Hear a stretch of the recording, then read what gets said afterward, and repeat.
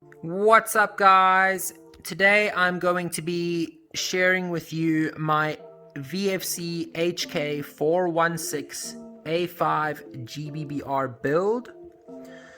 I'm going to be sharing with you what I've upgraded on the gun and what I've swapped out on the gun, my overall experience with the gun so far, my experience with VFC as a brand in terms of customer service so far, and just my overall opinion on running this gun. So at the back here, I am running a Magpul PTS stock. Please keep in mind that everything on this gun is a replica part.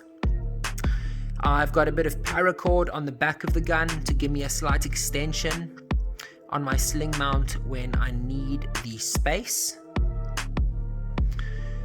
Just up from that, I swapped out the VFC sling mount for the VFC QD mount. Above that, I'm running the Geisley replica charging handle.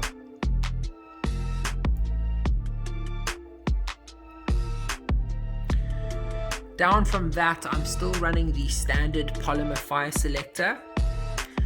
It's not as good as I would like it to be. After a little while, I'm able to put the gun into safety even when it's not loaded, which is not supposed to be. It doesn't feel that great, but it's got a nice bit of extension, so it's easy to change.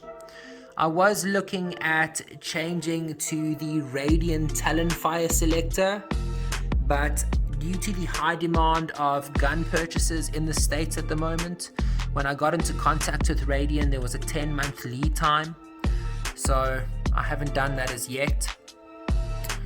Above that, I'm running the Geisley optic mount.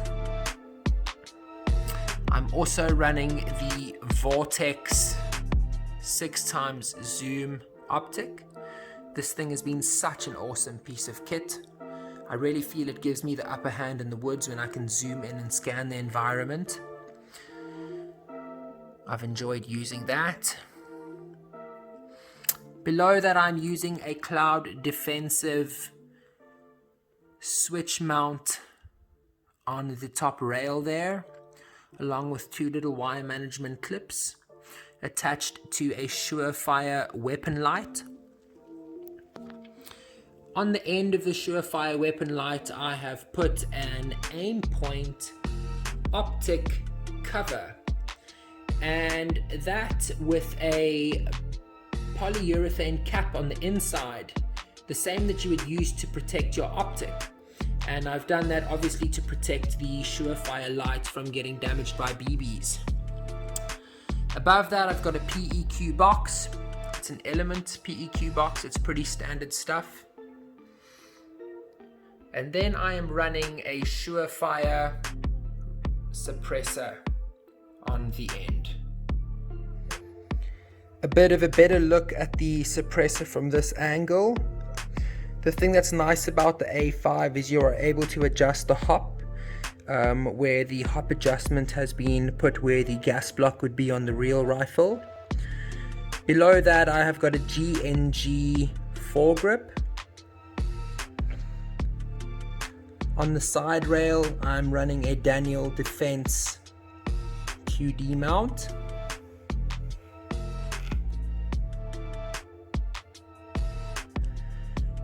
Below the QD mount is the ambidextrous mag release, which has been very handy on this gun when working with opposite hands.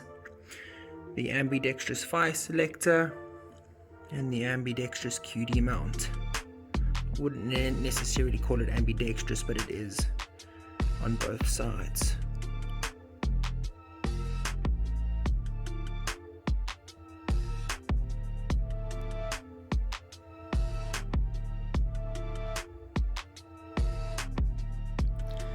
On the inside, I am running a maple leaf barrel with a maple leaf hop.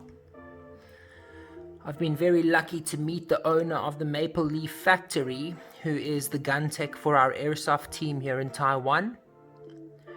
He is an absolute machine at working with a GBBR and getting the barrel in the gun. This gun is an absolute laser up until about 40 meters, 50 meters or so. It definitely holds its own till about, I would say, 80 meters, but it's extraordinarily accurate up until 40, 50-ish.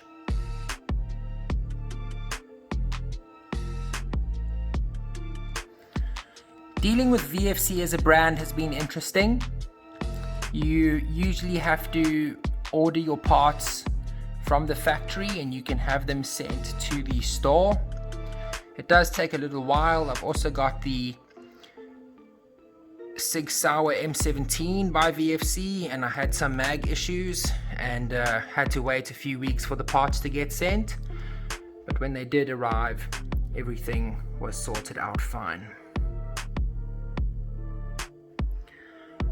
Overall, I'm very happy with the gun.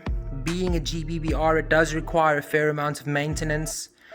Gas adds up, and every time you shoot, the gun shakes. Obviously, it's got a heavyish recoil, and so little bits do come apart. I have lost my ambidextrous mag selector. It fell out because the screw came loose, and screws definitely do come loose every now and then. So you have to use Loctite or screw glue and be very sure that if after every game the gun is intact, in working order, and just working the way it should be. But overall, very happy. Love my gun. And one quick mention is the bolt. I did have bolt release issues, bolt catch issues. I also have the HK416D, which gives absolutely no issues. When I went to see them, I put a bit of shrink wrap around the bolt catch in the gun, as well as putting a small AEG gearbox spacer behind the bolt catch release, which seems to have solved the problem. Well, that is my HK416 A5 GBBR by VFC. I hope you enjoy. Let me know what you think. Bye-bye.